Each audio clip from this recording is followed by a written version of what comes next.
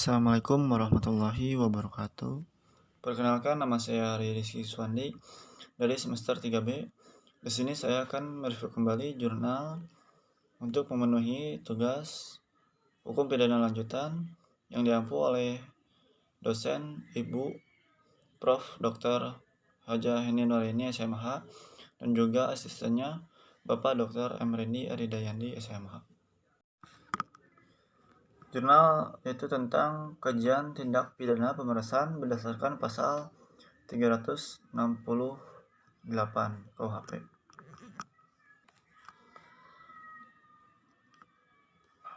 Pengaturan hukum tindak pidana pemerasan berdasarkan pasal 368 KUHP.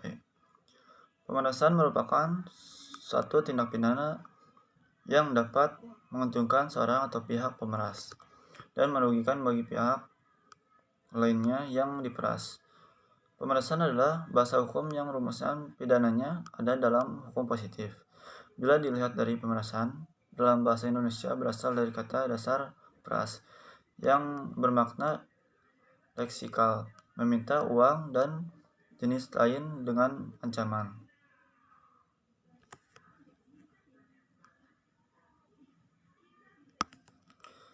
Pertanggungjawaban pidana pelaku tindak pidana pemerasan berdasarkan pasal 368 KUHP, yaitu tindak pidana berhubungan dengan fungsi represif hukum pidana.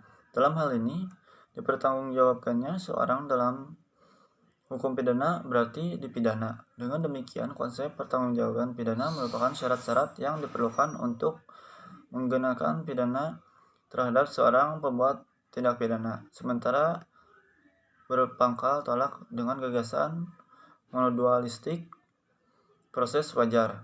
Penentuan pertanggungjawaban pidana bukan hanya dilakukan dengan memperlihatkan kepentingan masyarakat, tetapi juga pembuatnya sendiri.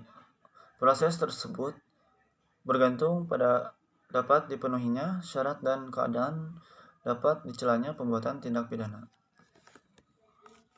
Pengaturan hukum tindak pidana pemerasan diatur dalam pasal 368 KUHP sebagai lex generalis, termasuk juga dalam pasal 27, 29, dan 45 Undang-Undang ITE, Undang-Undang Nomor 19 Tahun 2016, sebagai lex specialis. Unsur tindak pidana pemerasan adalah memaksa, menggunakan cara kekerasan atau ancaman kekerasan.